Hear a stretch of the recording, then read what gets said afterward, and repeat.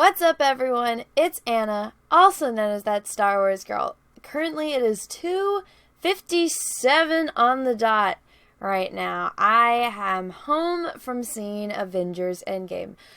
Now, this is just my initial reaction. I think this is a movie that I need to see more than once because there was a couple things that there's just so much going on that I feel like my attention was on one thing when it should have been something else.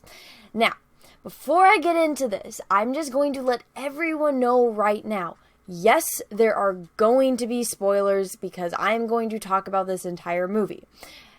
That being said, if you don't want spoilers, do not watch from this point on. There are going to be spoilers. If you do not want this movie spoiled for you, do not continue watching.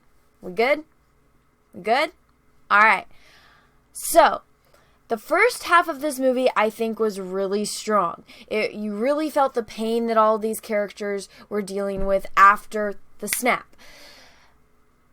And then they have a plan. They nothing's working right. And then something happens. Scott comes back, Ant-Man. And okay, this was my first nitpick of the movie. And this one was just a slight nitpick. I was really hoping that, in that moment, I was just like, gosh, I wish my friend Sav was here. Sav and I went to college together in San Francisco. So she probably had the same thought that I had. And I know that, this was a moment, if you watch a movie with your best friend, you have that, mental ability to just know what each other is thinking. Okay, Thanos wiped out half the planet. Okay, San Francisco would maybe have enough room for everyone. Just maybe. It's so overcrowded that San Francisco would go back to being normal. When it was initially built and, there wasn't so overcrowded as it is now. So that was my first little nitpick, but they made it look like a barren wasteland. There's no people. I'm like, San Francisco not only is the most expensive city to live in America, it's also one of the most crowded cities you will ever encounter. When I was in college, I was sharing a room with 3 other girls and paying, the amount that I pay now for an apartment to share a room. Well, it was whatever. It was college, and that's a completely different tangent. But that was my first nitpick. It's alright, so these people probably have never been to San Francisco, so they don't know what that's like. But anyway, that has nothing to do with the plot. That was just my own nitpick since I lived there for so long. So then, apparently nobody had a plan back then when, right after this just happened. Nobody was like, alright, Thanos just snapped. Why don't we go find him? Why don't we just get on the spaceship and go into outer space and go freaking find him? But, I guess Tony tried. I guess they tried in their own way, but come on. You expect me to believe that these guys just, gave up and then just sat back and, tried to fix the world, but that didn't, and we're just kind of miserable in these type of lives, and then Tony was the only one that was able to have some form of happiness, and how did it work out that Tony was the one that, the one person that he cared about in the entire planet that, he wanted to have a future with? Pepper. How is it that she survived, but, nobody else did? Whatever. Plot. Running with the plot. And again, I actually enjoyed the first half of this movie. I thoroughly enjoyed it. I thought it was great. I loved the scenes with Thor. That was magnificent. I did not expect that at all. I was completely, amused by everything that happened with Thor just going to New Asgard. And they get there and, Thor's just completely defeated. He's just chilling, drinking beers, playing for Overwatch, or I don't know if it was Overwatch or Fortnite. It looks more like Overwatch, but they're playing video games. He's with the guys from Thor Ragnarok, and he looks like a freaking dad. He's got a freaking dad bod. He's not. He's the god of thunder, but he looked magnificent in his new stature, I might say. I thought it was thoroughly entertaining, and I like that he just owned it the entire time. He's like, yes, I'm Thor, and you just see him with this giant beer belly. That was priceless. I loved that. And so Ant-Man comes back, and he's like, yo, guys, I got this idea that none of you guys have thought of. You got Iron Man, you got Bruce, which, okay, the Hulk, the nice Hulk thing, what was that? it was funny for like the first 5 minutes, but I'm like, I mean, that takes away from the character of Bruce. I mean, he's always battling with his inner demon. It's the Dr. Jekyll and Mr. Hyde thing. That's part of who he is. That's part of his character. And then you just change that. You take away almost everything that's interesting about this character. Now he's just a smart guy. He's no different than that rock dude. The rock dude that's hanging out with Thor, except he's intelligent, and, well, I mean, we don't know the extent of the rock dude's intelligence, but we know that he's a freaking genius, so now he's just, like, the nice, friendly, green giant guy. So I was like, alright, well, this takes away from the character, but whatever, plot, we'll see where this goes. Maybe it'll be, like, maybe he thinks that he's just completely work things out with the Hulk, which for some reason, in like the 10 years or however many years in this universe that he's been with the Hulk, that he apparently just in the last 5 years he's been able to do that. Whatever, again, plot. So they decide on the game plan. Guess what the game plan is, guys? The thing that couldn't possibly create more plot holes, right? No plot holes have ever come from using this. I thought it would have been interesting for them, you know, what they did. They win immediately, and they went and they fought Thanos. Thor kills Thanos. Instead of, you know, I thought when Thanos said, oh yeah, after I snapped, I went back and I used I used them to destroy themselves into, like, they're nothing but atoms. That was the key word he said. I was like, oh, they're nothing like atoms? Okay, Ant-Man. So maybe they're in, like, the quantum realm, and Ant-Man's already there. Ant-Man knows how to navigate the quantum realm. Maybe this movie is going to be about Ant-Man getting the rest of the Avengers into those weird suits, and they're all just going to have to try not to get lost in the quantum realm and have to go find some Infinity Stones. You can say, you know, that can open up plot holes in itself, but that doesn't mess with the timeline. And this is going to come in later. So if you're just going through, I mean, you can just make up the science of whatever works in this universe. Like, I know it's not going to work in our universe because we haven't, if that exists, we haven't explored that yet. That realm where Ant-Man can go and time is different there. Everything's different. It's kind of like you're inside some weird, you know, acid trip. So that, I think, would have been interesting. And there could have been, like, some booby traps or something. It's kind of like one of those adventure type of things, and then you could bring other elements into it. But I didn't like that they killed Thanos like that. I think that was kind of dumb. It was impulsive. I mean, he kind of pulled a Brad Pitt in Seven type of thing where he's just like, all right, well, what, you did that? Okay, I'm going to kill you. It's like, why don't you get answers from the dude so that way you can bring back the Infinity Stones with, you know, since they're atoms, they reduce them down to atoms, get Ant-Man, go into the quantum realm, freaking find them, and bring them back to normal people size. And that's what Tony and Bruce could have worked on, could have fixed the entire universe. And I don't know how long that would have taken, but they're superheroes. They could have done it in a day like they did in this damn movie. But anyway, plot. So instead they decide, oh my goodness, guess what? We're going to introduce time travel. Now, this was not something I was expecting. I did not read any of the spoilers, even though there were some of you that decided to come into my live streams and start spamming spoilers. I was very good about not, you know, reading any of that. So, I was completely shocked when it was time travel was the answer. And I'm just like, huh, alright. This couldn't, you know, create any plot holes at all. This couldn't, you know, have every single person that, you know, watches this movie sit there and be like, well, what about this? What about that? And I mean, I only picked on a few. After I posted, you know, that I finished watching this movie on Twitter, I saw people commenting all these other things in my comment section. I was like, you know what? I didn't even think about that, but now I can't unsee it, and it bothers me. So, the whole thing with the time travel, it's a cop-out. It's a huge, huge cop-out. I didn't like it personally. I didn't. And I did like, however, when they brought up the time travel and everyone just like, that's not a great idea. When has this ever worked in, you know, all the movies that we watch? And then they make the Back to the Future reference. And I was like, yes, thank you for referencing these movies. And I was just waiting for them to bring up like a movie that all of them had been in. But maybe I missed it because this was also a part where it kind of threw me off because I was paying attention to the other characters. And I heard what Bruce said, but I missed it. And I got kind of focused on the beginning of it. But of course, one of the most important lines in the damn movie, and I can't remember it word for word, but it was the way they're all, saying, hey, like, this isn't gonna work, all these movies that deal with time travel, there's always gonna be a problem, and then Bruce is like, well, no, time doesn't work differently, it's like, if you do this, and then this, and then this, and I was contemplating the other things, and so when I was listening to him, I was like, wait, I think I got it, but I think I missed some of it, so maybe there's something that was off, but just the fact that it was only in that one sentence, and he never takes, time to explain it to any of the other characters again, really irritated me, because I'm just like, okay, I feel like I know a little bit more than just like the casual moviegoers, just because, this is something that I really love. So for me to like just miss that because, my mind was on what the other character was saying for like a split second, and I missed that, and they never take the time to explain it to they're trying to explain stuff, but they never like sit down and it's like, alright guys, even though they have this scene where it's like, they're telling the game plan, but they spend more time talking about the Infinity Stones and not as much on the actual plan. So that was something that was really irritating for me, because I'm like, okay, even though I know I was watching this, I wasn't on my phone because I'm at a movie theater, I'm a respectable person, I missed it.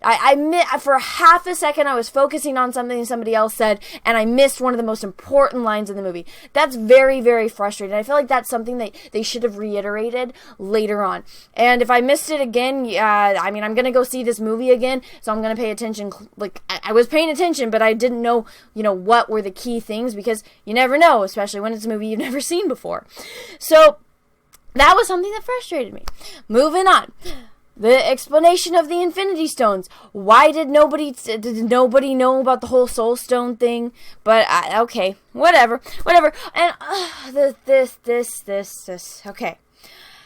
The whole explanation about Nebula, and how if Nebula's in the same time as her other counterpart. And then the whole thing about, if you see your counterpart self, and again, maybe I missed something.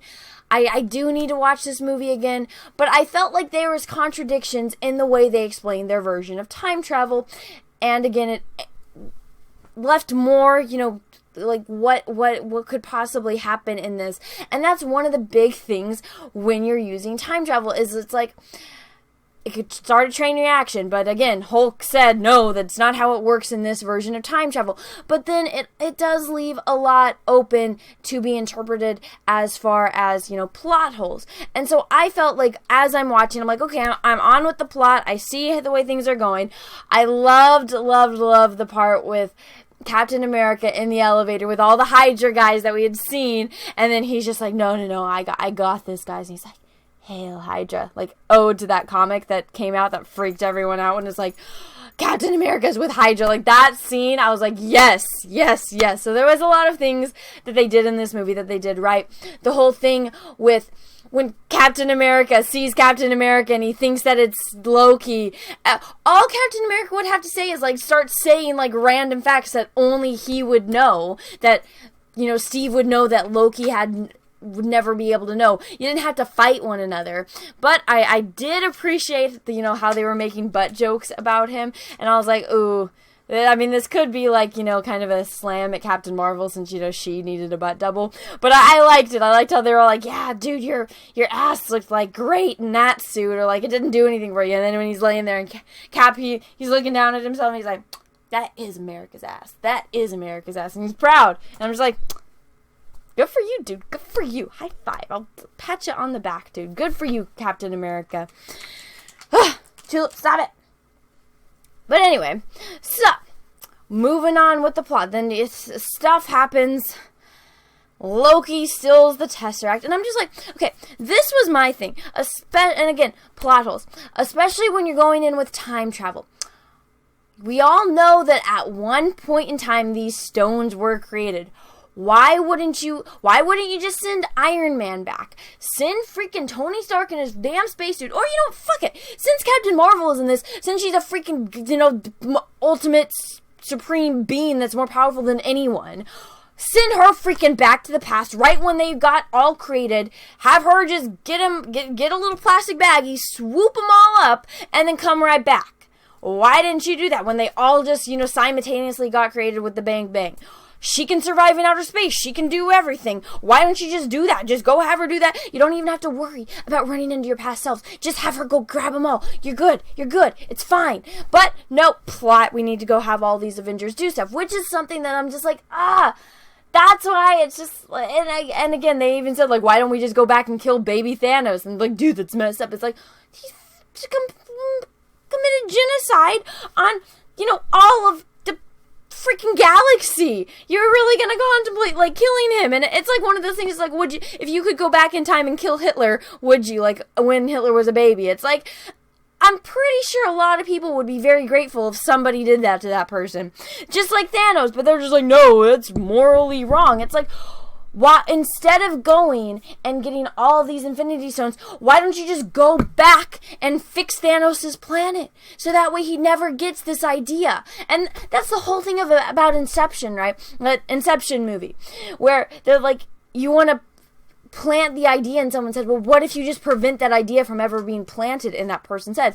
Why don't you just go back and make sure Thanos' planet doesn't die, that, that they listen to him about the whole, or fix it from the overpopulation thing, and then Thanos never gets, like, this insane, idea to destroy half the universe. Why don't you do that? That seems a lot simpler than going and collecting every freaking Infinity Stone. Or you could just do what I said and just go back to when they all got created and get them.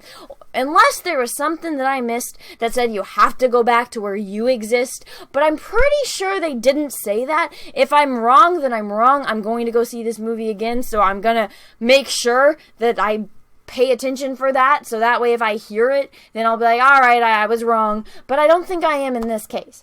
So, they're going through the time. Everyone's going to their own little areas. Okay.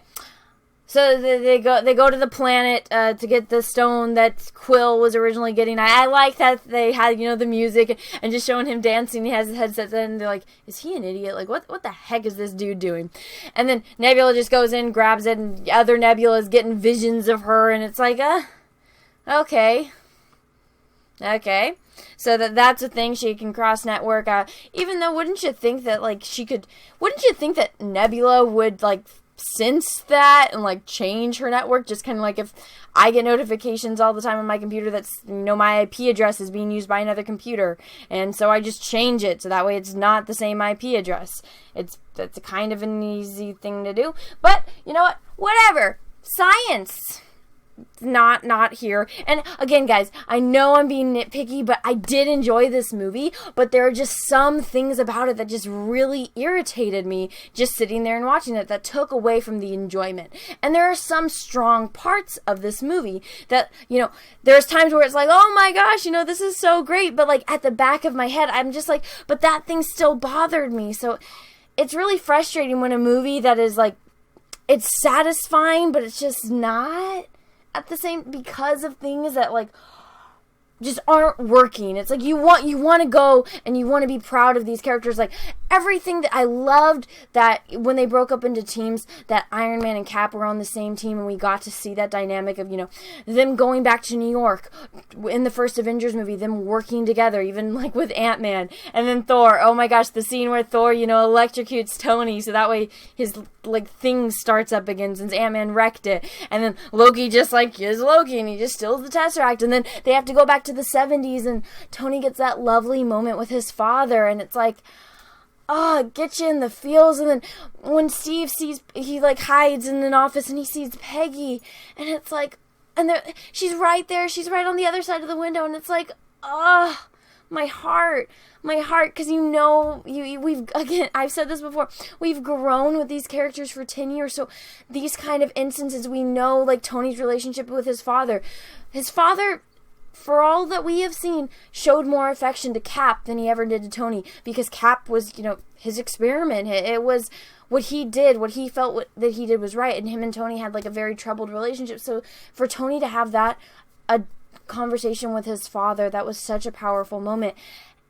And like everything that they did for Cap and Iron Man, it was so on the nose, and it gets you in the feels, and it made me very torn watching this movie, because there's things that are bothering me, but there are moments of brilliance that it's like, wow, like that that was something that I'm so happy that Tony was able to experience, because, I mean, I feel like a lot of us can relate to, having, problems with your parents, and what if, like, that person is no longer here anymore, and you get that, little closure that you had that you would have never gotten. So I really loved that, and that was something that was very special, and it was, Robert Downey Jr. is just a phenomenal actor, so to see that portrayed on film, especially since in this future he did have a child, so he knows now what it's like to be a father, and then giving parenting advice to his father, and even knowing, he could have said, F you, dude, you're gonna be a terrible father, you should do this, and you should not neglect your son, you should, actually, be a dad to your son. He didn't. He was the bigger person, because he knows what it's like now to be a child, or to have a child. So that was a really beautiful moment, and I'm really glad that they were able to put that in there. And this all was a payoff because of what happens to Tony at the end, and I didn't like what they did to him, but I know that it's because Robert Downey Jr. just doesn't want to be Iron Man anymore for some reason. But let's get back onto the plot. So, the whole thing with Hawkeye and his family, like, that was crushing. Like, what are the chances that he's the only one out of his entire family that survives? That really sucks. And then him going to the planet with Black Widow, going to see the soul, or to get the Soul Stone. And again, I feel like there should be a warning thing with this damn Soul Stone. Like, hey guys, you only get it if you murder someone, if you murder the person that you love, or unless they commit suicide, and then you get the stone. I mean, I feel like that was the mission that I would have been like, I'm not going on that one. I don't want the Soul Stone. Somebody else can go take the Soul Stone. But it's just like, and what's funny is I didn't really feel sad. Like, I felt bad for them, but I just didn't feel that sorrow like I was supposed to feel. Like, I thought exactly when they all are there being all sad. I honestly thought that it was more of a, like Thor said, we'll get her back, it'll be fine. So I didn't feel anything in that moment, because I was like, she'll be fine, they'll save her. It's the same thing with Gamora, we'll see her again, they're gonna bring her back. Didn't they announce that they were gonna make a Black Widow movie, or that's in the works or something? So it's gonna be fine. I personally think that if we would have felt a lot more, I know that they tried to play up that whole friendship between her and Hawkeye, but I felt like it would have been more important, or I felt like maybe I personally would have felt more if it was her and Bruce, because we know about, they were into each other for a little bit and everything, and he was just like, no, I can't because of the Hulk. But for some reason in this time when he is at peace with the Hulk and they technically could be together, they didn't. And half the population just got wiped out, and then the reason why you couldn't be with the person you wanted to be with, all of a sudden that's not a problem anymore, and you're not with them anymore. You're not even going to attempt to be with them. It's like, okay, what was that about? Plot hole again? Plot lack thereof? But, so that didn't make sense to me. But I felt like it would have been more painful. And I feel like I would have responded more to that than what we got, because I was just like, I already know, he was in the trailer, he lives. I didn't see Black Widow when, in the whole weird destroyed dystopian future with Thanos sitting there talking to the guys. I didn't see her in any of those clips, so I wasn't surprised, and I didn't feel anything like that they want you to feel. They want you to be sad, Black Widow's gonna die, but it's like, alright, well, they can, I'm pretty sure there's a way to figure out how to bring her back. Thanos, you can use the reality stone to alter reality, so that way the Soul Stone, you can bring back the people that got killed in the name of the Soul Stone. You could do that. I'm pretty sure that's part of the whole reality thing. Whenever Thanos uses the reality, for some reason, Thanos is the only one that knows, all the odds and ends of these damn stones. So Thanos knows how to use them perfectly to get exactly what he wants. But these characters, you have Tony Stark, you have Bruce Banner, two of the most intelligent people in the freaking universe, and they can't think of stuff like that. Come on. all you really needed was to go get like a couple of these stones and then just alter reality and time and fix it. But no, we have to go on this other mission because, you know, this is the big movie. This is Endgame. We need plot. So, yes, it's kind of bothersome.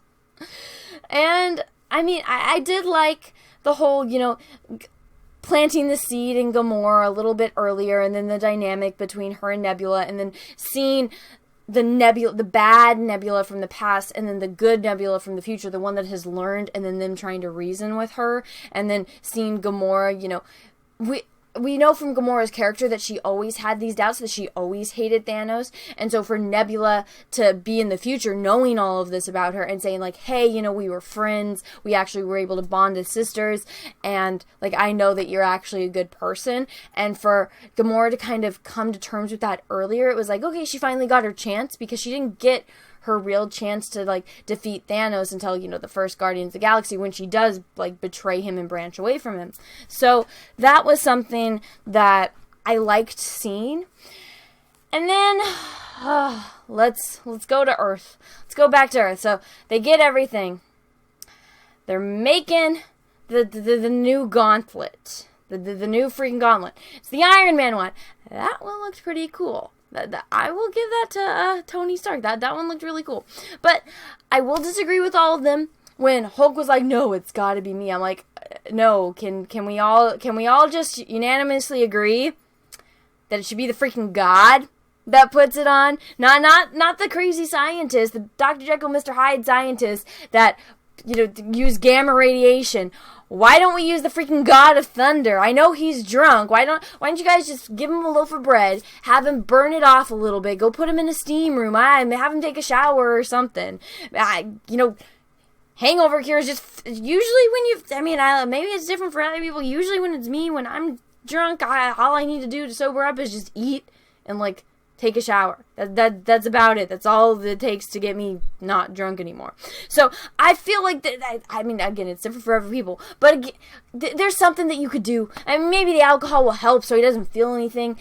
Give it to the freaking God, or, you know, use that damn pager. And again, so Captain Marvel, when she first came in the beginning of the movie, didn't bother me. Her excuse, like, hey, yeah, guys, there's, you know, lots of other planets and none of you guys are on them. I'm off fighting all these other battles. It's like, okay, I get it. That's a very good excuse. I understand. It's kind of a cop-out, but that is a valid argument. I will give that to you. She didn't bother me in the first half. When she cut her hair off, and I'm just like, oh my goodness. You actually looked good in the beginning of this video. And I'm not saying that short haircuts are bad. My mom's had a pixie cut all of her life. Well, not all, ever since I was born. All of my life, my mom's had a pixie cut. She doesn't look bad. I don't think short hair looks bad on women. I think that there's some women that look awesome, that they look better with short hair. But this one, it was just like, why was that necessary? Oh yeah, it's to make it look more like the comic book. But I'm just like, she looked fine the way she was. Why was that necessary? That was added in just, you know, for their own reasons. But why don't you just call up the damn space woman, who is amazing at everything, which I totally called that she was the one that saves Tony from outer space. I'm pretty sure I said it in a live stream or a video. I know that I definitely had this conversation at Star Wars Celebration with multiple people. But I knew it. I knew she was going to be the one. Like, she's flying home. She's going to just pick up them and go. That's the only way Tony's getting back. If, you know, the ship's not working. Oh my goodness, I'm stuck in outer space. I wonder who's in outer space. Oh yeah, Captain Marvel. So you get this woman that can just fly through outer space. She doesn't need to, like, recharge or anything. She's just got all these ultimate powers. Why don't you call her? Why? You either use the God or go call Space Woman and have Space Woman come and put on the gauntlet and then snap and fix everything. Or, you know what, why don't you just snap your damn fingers and erase Thanos out of existence? If you don't have Thanos, who do you have to fight? No one! Just snap your fingers, bring everyone back, and in the snap, have it be one of your terms is that bring everyone back but erase Thanos. There you go. There you go. Fixed. I just fixed it. We didn't even need that final battle. I fixed it right there. But no!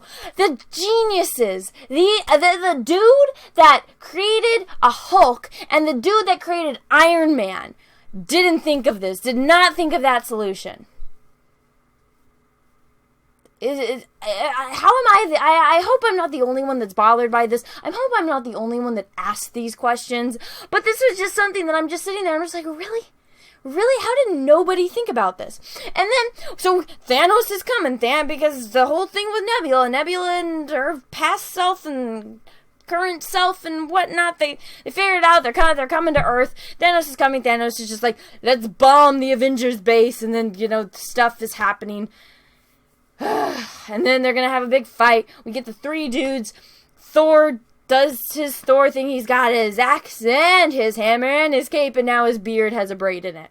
Which, I think it was funny that they gave him, the whole dad bod beer belly, and then they gave him just a big beard so they wouldn't have to put prosthetics on his face. I thought that was clever. So then he's got his, actual, Nordic braids in his hair and braids in his beard. I thought that was funny. And then he's got, two weapons now instead of one. And then the three guys, they're gonna go face off Thanos. And I felt like I felt more anticipation in the trailer for this than in the actual movie. I see them walking up, it's doing all these cuts onto the different characters to make you feel intensity, and I'm just like, can you just focus for a second, because I'm jumping from this dude to this dude to this dude, and I just have a longer shot so I can feel something, and so they're just kind of rushing through it because we know it's the Endgame. The battle's coming. We gotta build up that anticipation. We gotta keep things rolling. If we slow down for a second, even though this was something that it was slower, but it wasn't slow enough to get the feels, the fury, the fear, the intensity of this moment. Come on, what? And I knew what was going to happen with Tony, because we all know that Robert Downey Jr. doesn't want to be Iron Man anymore. He's not coming back. We knew Cap wasn't coming back. So I was like, all right, if this is going to be the moment when Captain America and Iron Man die, or maybe something happens it's at the end of the movie type of thing, but this is the end game now. Shit's about to get real. Can we have more of a moment? Can we have more of that little face-off between Thanos? And they did a good job, but it just wasn't as satisfying. I felt like everything before was more satisfying. When Thanos in the past found out, and Nebula, we get to the planet. Oh yeah, by the way, I didn't tell you guys all in our pep meeting, but we're not the only ones that are looking for the stone. Thanos has been looking too. And it's you tell us that after we're in the past and we're separated from everyone and we're on this planet. And so now, because of your weird connection thing with your past self and your current self, Thanos now knows that you guys are coming after, and he's never faced you guys before, so he doesn't have those memories with you guys, but he's able to see what happens and to see his death. And so now at the end, Thanos doesn't even, he doesn't remember what happened on the planet with Tony, because it wasn't him, it was his future self. It's not his past self, so he doesn't have any of that, empathy for the moment. And it takes away from that, because it's gosh, how can we have this, all this anger and hate and, resentment and hurt that Tony feels towards him for what he did for after, fighting him on the planet and losing. Thanos doesn't even remember. This is something that he's prideful about, because he's I know I beat you. You guys already confirmed the future that I wanted happened. I am successful. I am the victor. You guys are all losers, and Thanos just coming in like the winner he is and just I already beat you guys. This is going to be a piece of cake. And it's okay, again, this is a problem with time travel and memories and things. So it's not as satisfying when Tony's fighting him, because it's this dude doesn't care. This dude doesn't know who you are. All he says is, oh, it's never been personal. All of my, I'm not, that was the Thor voice. Just the way that he's saying, all of the times he's done this to planet, it's never been personal, but personal. I can't even talk. Personal. But now it is. Now he's going to get satisfaction out of destroying this planet, because these guys are irritating him that much that he's going to get satisfaction out of destroying their planet and, erasing it and filling it with people that will be grateful to him. And it's you don't even remember the moment you had. You don't even remember the fight. You don't even remember the conversation. So Tony's looking at you as someone that he knows that he has these experiences with, and you just look at him as a thorn in your side. That's kind of frustrating. And it takes away from the moment that I felt, was supposed to be felt. I loved it how when he's fighting Thor and he gets the axe and he starts like pushing the axe into Thor's chest, and you think like, oh my god, is Thor gonna die right now? And then all of a sudden, guess who's able to wield the freaking hammer? Freaking Captain America. And the joy in Thor's face is like, yes! I knew you were able to! Or like, I knew you were worthy! And it's like, sometimes, people would see that as, like, a slap. Like, oh, I'm not special anymore. I'm not the only one that's good enough. But that just shows, like, the friendship that evolved with these two.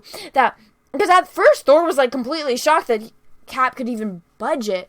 But now Captain America is wielding the hammer, and Thor is like so happy, and it's like, yes! It's like when your best friend finally accomplishes something that like you've been able to do, and you've been trying to help them get to it, and they finally like do it, and it's like, yes! It reminded me of like when me and all my friends were like 16 and we were all getting our license for the first time. It's like, you get out of the DMV, it's like, I passed! And everyone's like, yes! Good for you! I knew you! I had faith in you, bro!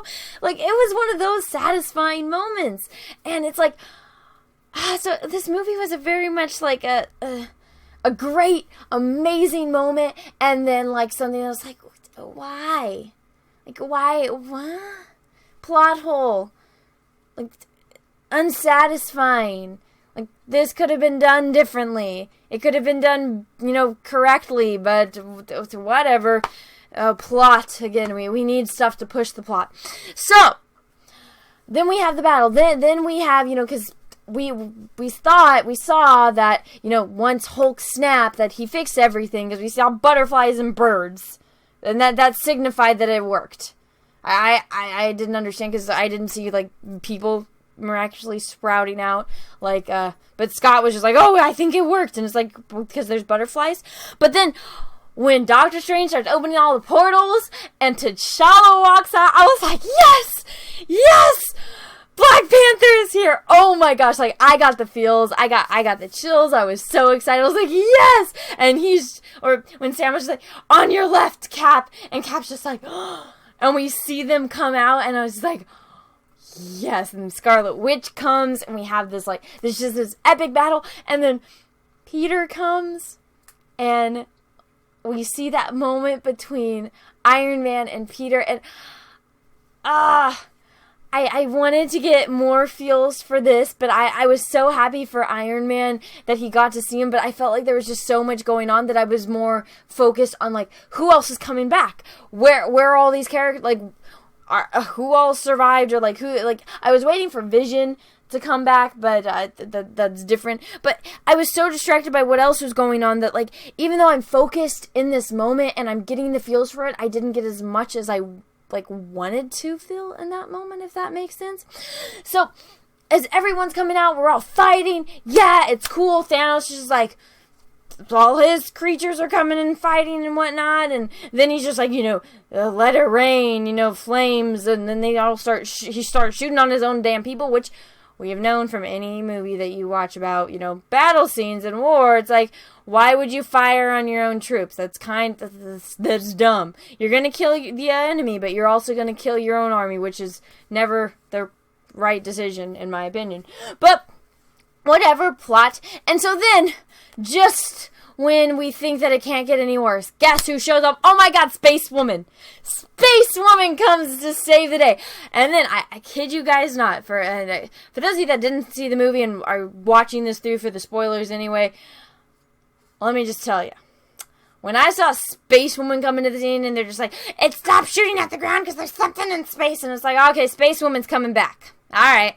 Maybe she can wield the gauntlet and fix all this. Space Woman comes, flies through Thanos' ship, she goes back and forth through this thing like a freaking jigsaw puzzle. It's like, piece, and then the ship falls. And it's like, okay, Ship doesn't have shields, apparently. She can fly through metal. She can not only fly through metal, she can fly through multiple levels of metal that make up this ship. She can fly through engine rooms, apparently. She can fly through whatever wiring is in this ship, whatever type of, chemicals and stuff that goes into making this alien spaceship fly through outer space and, atmospheres of planets, and apparently there's no shields and whatever. She doesn't have a scratch on her. But then she goes and she's fighting Thanos because they're all trying to get the damn gauntlet, the Iron Man gauntlet off his hand, and he punches her and she falls and she gets knocked out. She can fly through a ship like 20 times in different places. Not like she's flying through the same hole over and over again. She's making new holes flying through this giant spaceship. Thanos pushes her off him once into the dirt, and she's knocked out and can't fight anymore. Does anyone else see a problem with this? Does anyone? Because I see a problem with this. It doesn't make any sense.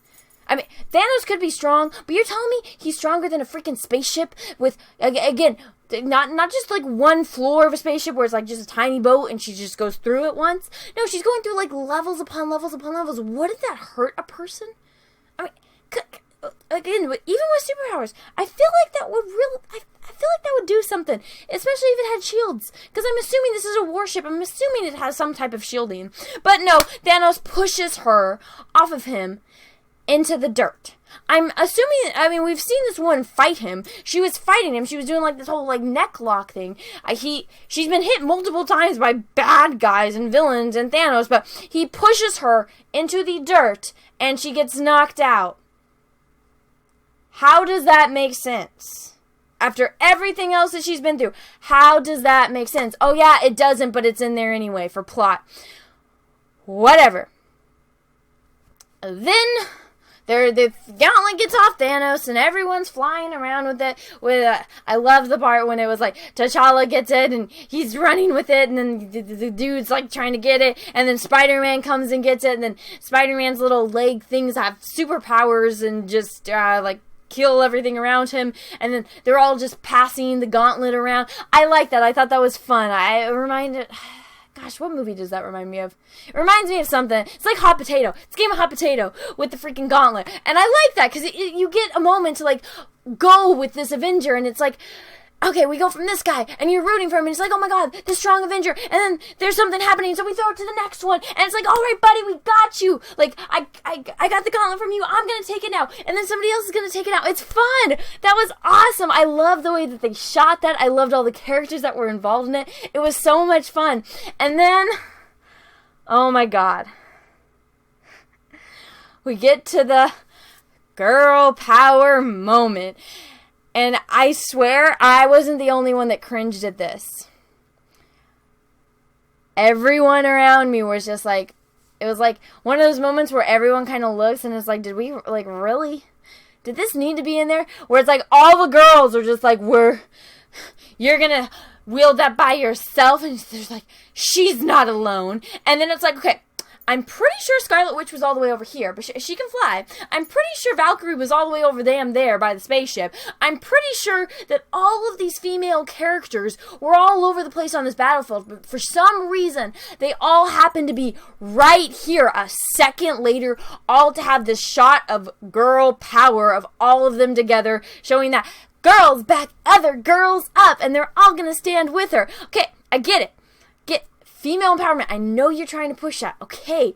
There's nothing wrong with trying to, say the message that girls are strong.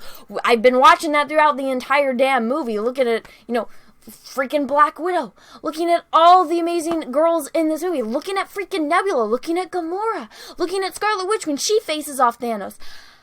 I didn't need that scene shoved down my throat where it's like, let's just zoom in on all of the girls that were like, why aren't you guys fighting?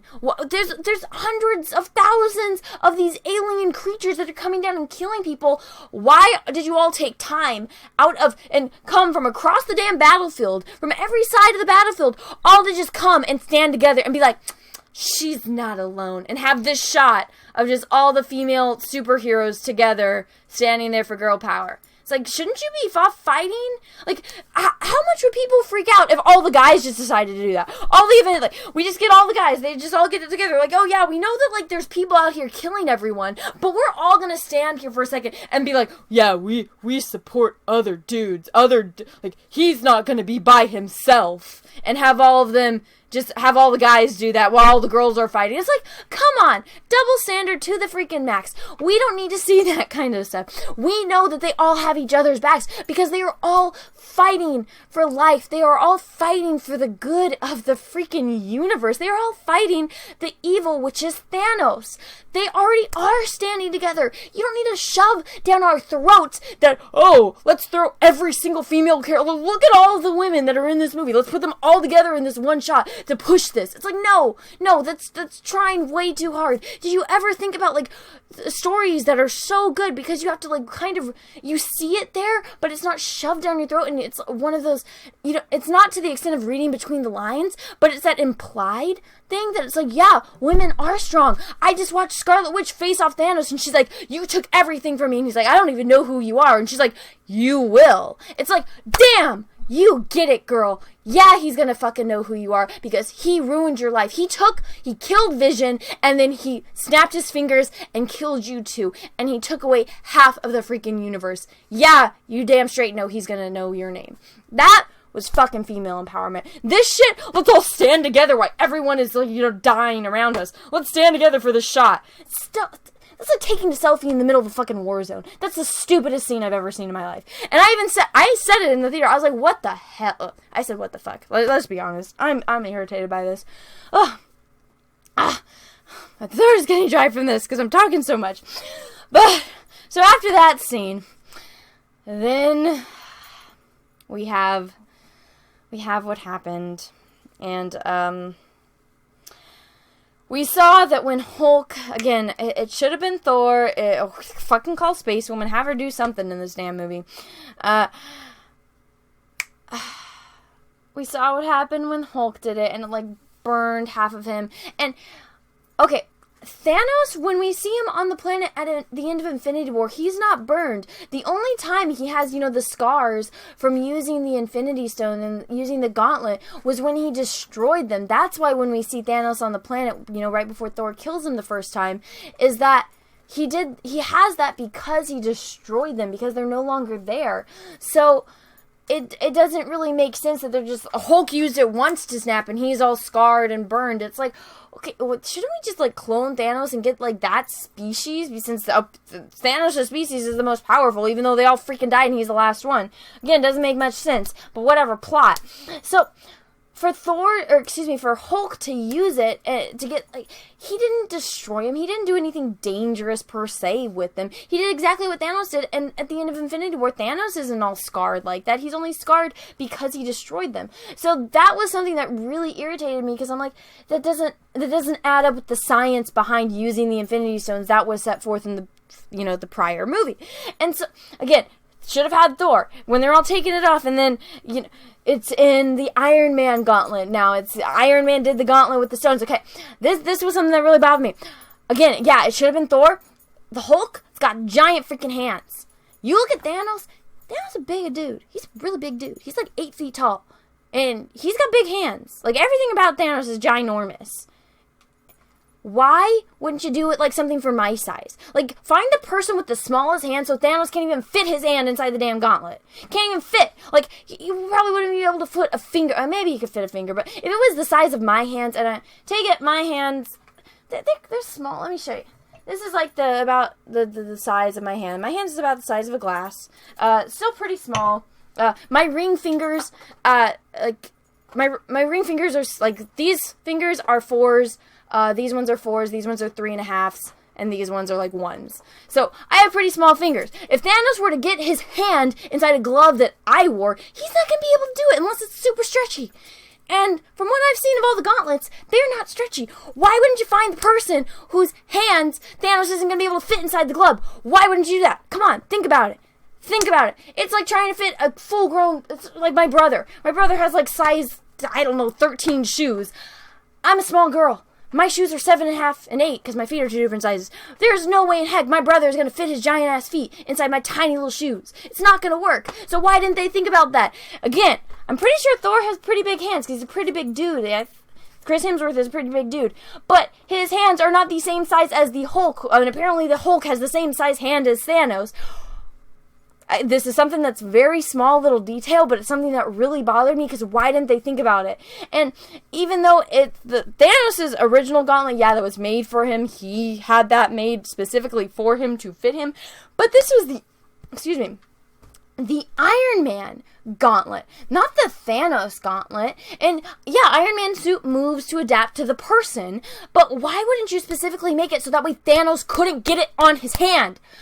Come on, Tony, you have the technology. Why wouldn't you make it as Thanos-proof as possible so that way, even if it got out of your reach, why don't you have it so that way the stones wouldn't be able to work with one another? It would backfire. It would explode if Thanos got it. Something like that. Again, this is supposed to be the most intelligent guy in the freaking universe, and he doesn't think about that? Yeah, there's a lot of things going on, but wouldn't that be one thing that you would think about? Like, I wonder, if we all probably are thinking that we're gonna die, since Tony showed at the end that he had a pre-recorded message that he was gonna die. Wouldn't you think that he would have been like, you know what, if I'm gonna die in Thanos, there's a chance that Thanos might beat us again and get this gauntlet. Wouldn't you make it Thanos-proof? And especially since now he has a kid, I'm pretty sure he had to, like, child-proof his house at one point. Wouldn't you think that would be something that he would think about? Because, I mean, I'm nowhere near the level of genius as Tony Stark. I can't make a freaking Iron Man suit in my freaking, garage. I can't do that. But I can think of something like this. It's stuff like this that bothers the heck out of me. Because I'm just like, come on. This whole thing could have been avoided. Gosh dang it, Tulip. Even Tulip's getting frustrated by me getting frustrated. Anyway, back to the thing. Okay, so whatever. They're getting the gauntlet. Thanos gets the Iron Man gauntlet, and then he snaps. But oh yeah, Iron Man stole the stones out of it, so there's actually no stones. Then Iron Man gets it, and Iron Man, he snaps, and he fixes it, and he erases all of them. Like, guys, remember I said this like a little bit earlier in my video? When Hulk snapped and brought back everyone, why didn't he just think at the same time, bring back everyone and get rid of Thanos? Because that's exactly what Iron Man does. At the end, he snaps his fingers and destroys Thanos and his army. It's like, you could have done that 30 minutes before and saved everyone and you wouldn't have died. It's that freaking simple. And if you really wanted Iron Man to die, you wanted that to be the thing that Robert Downey Jr. is going to die because he doesn't want to be Iron Man anymore. Have him go get the freaking Soul Stone. Have him and Cap go get the Soul Stone and then have that where they have that little dynamic with one another. That would have really hit people home. But I know that they wanted this to be like Tony's Big Bang. But why don't they have that where they spend the entire movie trying to get all these Infinity Stones? The last one they need is the freaking Soul Stone. Thanos is coming. Have them fight, not in, on Earth. Have them fight there where the Soul Stone is. Freaking Cap can like have, a flashback with the freaking Red Skull and be like, what the hell, you're here? And then, Tony has to sacrifice himself so that way they can get the Soul Stone, get it in the gauntlet, and right as Thanos is coming, Thor is fighting Thanos, Cap has to push Tony off the edge to get the damn Soul Stone, and then they get it because Tony sacrifices himself to save everyone. They get the stone, and then, again, I probably wouldn't be Cap if they wanted to kill off Cap too, but have Cap, have freaking Hulk, have someone, have Thor, have one of the, the big guys do it, have them snap, and then it's like right as the battle's getting there, somebody's fighting Thanos, and then it's in the heat of the battle and everything is happening on this planet, and then they all just disappear right at, like, one of those fast things where it's like everything happens so fast that when it's done, it's like that satisfaction, like it's building up, it's that anticipation. Why didn't they do something like that? That would have felt so much more like real, and in the moment you would have felt so much because Tony would have. Yeah, he sacrifices himself for everyone by doing it with the gauntlet and everything. But again, that the science doesn't work with it. Even though Tony is technically a human and, like, Thor and Hulk have other things, and when Peter held the Infinity Stone, it's because he's half freaking God and whatnot from his dad. But with the Iron Man suit, I felt like that would have been a prevention from happening. And again, like I said, doesn't fit with the science of it, and Hulk could have just snapped Thanos at the same time. He could have thought, bring everyone back and kill Thanos. Very easy. Very simple solution, but no. Plot. Whatever. I personally think that the plot that I just came up with right now would have made a lot more sense and would have felt more in the moment as compared to what they did. And yeah, it's not unnormal for people to die in battle. Wouldn't that have been so satisfying? Well, if they wanted to kill Natasha, because apparently she's not coming back, show her fight Thanos' minions that she fought in Infinity War, and how even though she's beaten them, they had that scene with like her and Scarlet Witch, and when they were fighting the one alien chick, and then she got thrown in and she got the blood on her, and Gal Gadot was like, yeah, that was gross. Have her kill Black Widow on the battlefield, and then it's like, she's already beaten her once, but they wanted to take this chance with this future, and since it's bringing stuff in from the past, they altered everything, and, have that would have really hit home, because it's like, oh my god, you already beat her, now she's killing you, like, come on. That's how you, like, write something that's really gonna, emotionally resonate with people. That's how you're gonna make people feel stuff. This that I watched just... It was like there's some satisfying moments, and then there's other things that I'm like, well, this could have 100% been done a different way and been done better. And it's very frustrating. Like, I would have been completely fine if this movie didn't exist, and all I got was the end of Infinity War. Like, if they just left it off with that, and, that... Because it leaves it open for interpretation to where, even though, they lost... Thanos won, and there's still that hope that they're going to come back and beat him. If they would have just left it on that note, it would have been more satisfying, because it wouldn't be, I watched this movie and now I can't unsee it, and I know what the greatness was, and this had its moments, but it just wasn't. And it sucks, because I already knew that Robert Downey Jr. has been very vocal about how he doesn't want to be Iron Man. I already knew that he's not going to be Iron Man anymore, so he's done. So you go into the movie knowing that, oh, Tony's getting all the screen time because he's going to freaking die. We know Cap isn't going to be here anymore because he doesn't want to do it anymore, which I don't know why. What other movies has this dude done? What else has Chris Evans done since he was freaking Captain America? Nothing that I can think of. Nothing that's memorable enough for me to be like, why would you justify losing out on being freaking Captain America? But whatever. So this is Tony dies. They have a funeral. It was cool seeing Jon Favreau again, and it just I left the theaters going meh.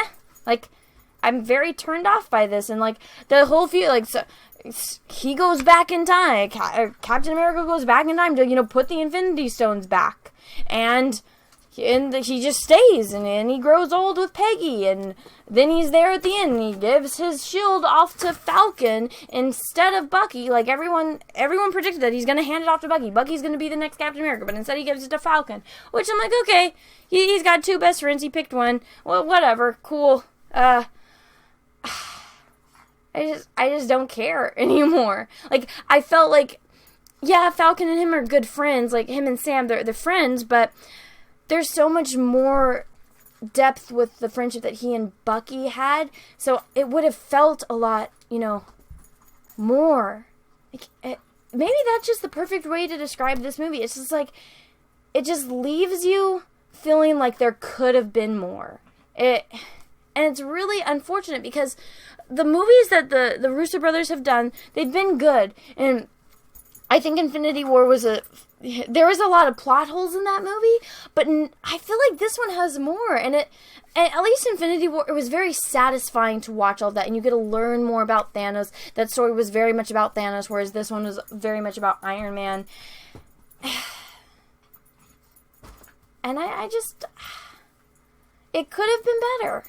There was some great moments in it. There were some moments that I really enjoyed. But I'm nowhere near satisfied by what we had. And I'm honestly not looking forward to the future. Because if we're just going to we're going to stop in the middle of a freaking war where everyone is dying, to have a moment of all of us. Let's get a shot of all of us in the frame. All of us women in the frame to promote girl power. It's like... everyone's dying. Why are you guys taking it? You could do that with one freaking... You could have one hero there to back up, maybe two, but you don't need everyone to stop what they're doing to come do that. And then, I like all the plot holes I've mentioned in this, all the things that they could have done but didn't. And this is just my initial thought after leaving the theater and coming home, and it is now 3:55, so I've been doing, this is about an hour-long video. This is a pretty long one for me. So, I'm gonna leave it at that. The summary of what I felt leaving Avengers Endgame is that there was moments of greatness, and then there was stuff that I'm just like, what the actual hell? Like, what were you thinking? Like, didn't you all sit down and, like, say, like, let's go through and make sure that there's absolutely no plot holes, which, I mean, when you use time travel, there's always going to be, but you could have done so much more and you didn't, and that it's very, upsetting, and that this is the way that it was ended. It kind of puts a damper on, the last 10 years. It really does.